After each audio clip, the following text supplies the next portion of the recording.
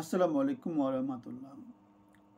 So আমাদের জুলাই গণ অভ্যুত্থানে মাধ্যমে আমাদের পালিয়ে যাওয়া যে প্রধানমন্ত্রী শেখ হাসিনা কিভাবে পালিয়েছেন, খুবই যুক্তিযুক্ত একটা কনক্লুশন হচ্ছে এমন না যে তিনি কাউকে না বলে পালিয়েছেন। আপনারা দেখেছেন তাকে সেনাবাহিনীর একটা পরিবহন বিমান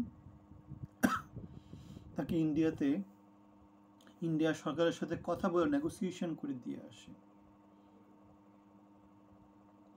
এবং বাংলাদেশের রাডার ব্যবস্থাকে ফাঁকি দিয়ে, যাতে বাংলাদেশের রাডারে এসে ধরা না পড়ে, তাকে ইন্ডিয়াতে দিয়ে আসা হয়। তাহলে এই যে এতগুলো কাজ ঘটলো, এতগুলো কাজ যে হলো, আর তখন বাংলাদেশের পরিস্থিতি ছিল ভোলাটাইল। এমন না যে সেনাপ্রধান জানেন না বা বিমান বাহিনী প্রধান জানেন না, নৌবাহিনী প্রধান জানেন না, যেহেতু তারাই বাংলাদেশের নিরাপত্তা প্রতিরক্ষা ব্যবস্থা, যেহেতু তারাই ইন্ডিয়ার সাথে কথাবার্তা বলেছেন, সুতরাং এটা বলা যাবে না যে এটা একটা কোভার্ট অপারেশন। কোভার্ট অপারেশন মানে কি কেউই জানে না, মানে স্পেশাল অপারেশন টাইপের কোনো কিছু। কারণ এই ব্যাপারে ডিলিংটা ইন্ডিয়ার পররাষ্ট্র মন্ত্রণালয়ের সাথে হয়েছে, আমেরিকার সিআইএর সাথে হয়েছে।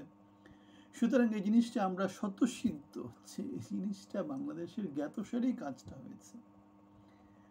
তিনি যে গণভবন থেকে বের হয়েছেন, কই যাচ্ছেন না যাচ্ছেন, এগুলা কি বাংলাদেশ সেনাবাহিনীর কেউ জানতো না? অবশ্যই জানতো। তার আল জাজিরার মাধ্যমে অথবা সেনাপ্রধান যে নাগরিক টিভিতে যে সাক্ষাৎকার দিয়েছেন, এই যে কাহিনীগুলা, এই কাহিনীগুলা হচ্ছে দায়িত্বে অবহেলা করা বা দায়িত্ব না নেওয়া, অথবা পানিতে মানে সত্য প্রকাশ হতে না দেওয়া। সো আমরা জানি সেনাবাহিনীতে কমান্ড অ্যান্ড কন্ট্রোলটা মারাত্মক রকমের। সেনাপ্রধানকে কোনো কিছু অবহিত না করে বা প্রপার চ্যানেল ফলো না করে কোনো কিছু হতে পারে না। ঠিক আছে, তাহলে হাসিনার পালিয়ে যাওয়া বা যাই কিছু হয়েছে, সেখানে সেনাপ্রধানের একটা অংশগ্রহণ ছিল, থাকতেই হবে। এখন ইউনুস সেনাপ্রধানের নাগরিক টিভিতে অস্বীকার করা অথবা আল জাজিরার মাধ্যমে ডক্টর ইউনুসের সেনাপ্রধানকে এটার জন্য দায় দেয়াটা,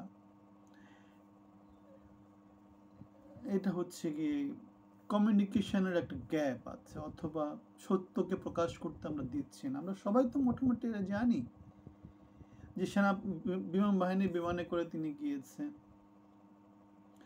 তাকে এসএসএফ বা সেনাপ্রধানের লোকজনগুলো নিয়ে গিয়েছে, বা যে পদত্যাগপত্রে সাইন টাইন করা বা সেনাপ্রধানের সাথে যে মিটিং ফিটিং, এগুলো সব তো সবাই জানা না, এমন না যে তিনি হুট করে চলে গিয়েছেন। সো যে জিনিসটা স্বতঃসিদ্ধ, যে জিনিসটা সবাই জানে, সেখানে এরকমের খেয়ালিপূর্ণ মিথ্যা কথা বা এগুলা আমাদের সংস্কৃতির জন্য, আমাদের ইতিহাসের জন্য একটা ভয়ঙ্কর বার্তা দেয়। ইতিহাসে কি লেখা হবে? সত্যটাই লেখা হোক,